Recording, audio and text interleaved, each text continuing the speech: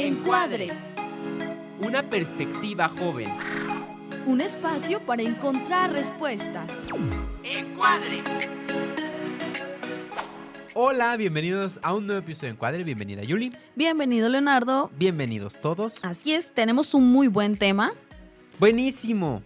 porque inconscientemente es algo que nos han enseñado desde niños. Así es, y es algo que ha venido de generación en generación y que si bien ha bajado un poco, no es lo mismo como era antes, sigue existiendo. Sí, y todavía existe este temor. Y Así ojo, es. no hablamos de temor de Dios como don del Espíritu Santo, que es Ajá. una cosa totalmente diferente, sino de este temor a Dios, de tenerle miedo a Dios, Así porque es. nos han enseñado que Dios castiga. así es. ¿Y la pregunta de hoy cuál es? Justamente el Dios del Antiguo Testamento era castigador porque en su momento les confieso que me pasó, ¿no? O sea, yo leyendo o intentando leer el Antiguo Testamento sin tener como un contexto histórico, una formación bíblica, que digo, no es como que, wow, soy una experta en Biblia, pero al menos un poco conociendo la realidad o de dónde nacen los libros del Antiguo Testamento, creía justamente que el Dios del Antiguo Testamento era un Dios castigador y a partir Así de es. Jesús, el Dios del Nuevo Testamento y el de nuestros días, no es castigador, aunque hay que recordar como desde niños nos dicen, ¿no? Cuando ya nuestros papás no pueden más con nosotros es, si haces eso, Dios te va a castigar, ¿no? O te va a ir de esta manera. Y pobre Dios, le echamos la culpa a... Sí, y por ejemplo, ya cuando vamos creciendo, deja da este giro de en vez de que sea mamá o papá el que nos diga, Dios te va a castigar si no me haces caso y que sabe qué, ya da otro giro a que, por ejemplo, si haces ciertas cosas de tu vida cotidiana, Dios se va a enojar contigo y te va a ir mal en la Sí. vida. Y por eso terminamos enojados con Dios, ¿no? Así es. Porque creemos que nos castiga. Ahora, Sí, o le echamos la culpa de ciertas desgracias, ¿no? Que nos puedan suceder. Es que esto me Claro. pasó porque Dios está enojado conmigo. sí. Ahora, hay que recordar que en el Antiguo Testamento constantemente encontramos frases como Dios los abandonó o Dios encendió su ira. Y Ajá. eso es lo que nos ha llevado a pensar que Dios justamente es un Dios castigador y un Dios que condiciona. Una condición, ojo, no hablando de alianza, sino de si no haces esto, te voy a hacer esto otro. Ese tipo de condición. Porque hay que recordar que Dios hace una alianza con su pueblo y en ese sentido la condición es que el pueblo cumple la alianza, Dios cumple la alianza. Así es. Entonces, ahora, ¿por qué los textos del Antiguo Testamento nos muestran aparentemente a un Dios castigador?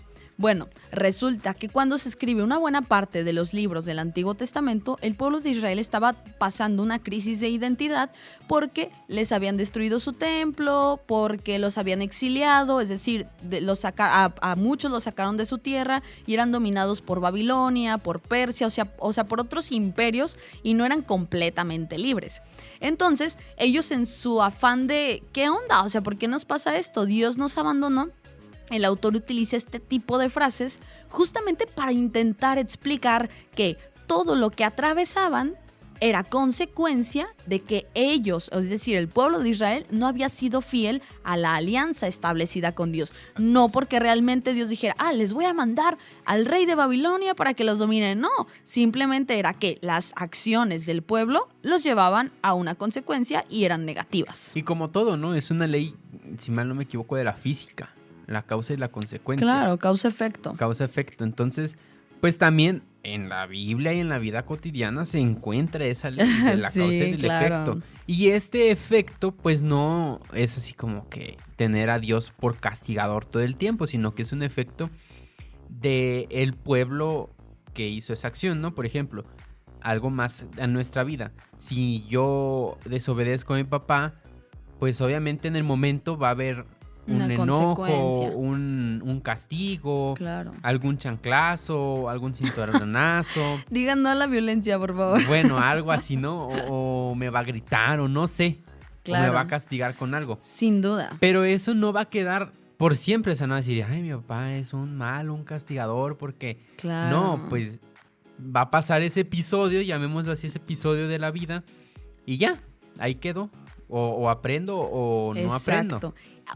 Ese es el punto, aprender. E incluso si realmente leemos con los ojos de la fe y también con los ojos humanos, el Antiguo Testamento, vamos a entender que este tipo de expresiones que refieren a Dios como enojado o que Él castigaba o algo por el estilo, simplemente nos lleva ¿a qué? A que al final el pueblo de Israel vuelve a ser libre, vuelve a ser completamente amado. ¿Por qué? Porque el único fiel en esta vida, a la alianza, claro, es Dios. Bueno, a todo, pero estamos hablando en este momento de la alianza. Entonces, da sentido, ¿por qué? Porque hay un pecado, hay un castigo, es decir, una consecuencia, podemos cambiar castigo por consecuencia, hay una conversión, un arrepentimiento por parte del pueblo y hay salvación. Y en todo este proceso, Dios es fiel a sus promesas. Así que Dios no castiga. Dios es pura gracia. Dios no puede... Claro, incluso lo dice en el Nuevo Testamento. Si ustedes, que son malos, saben dar cosas buenas a sus hijos,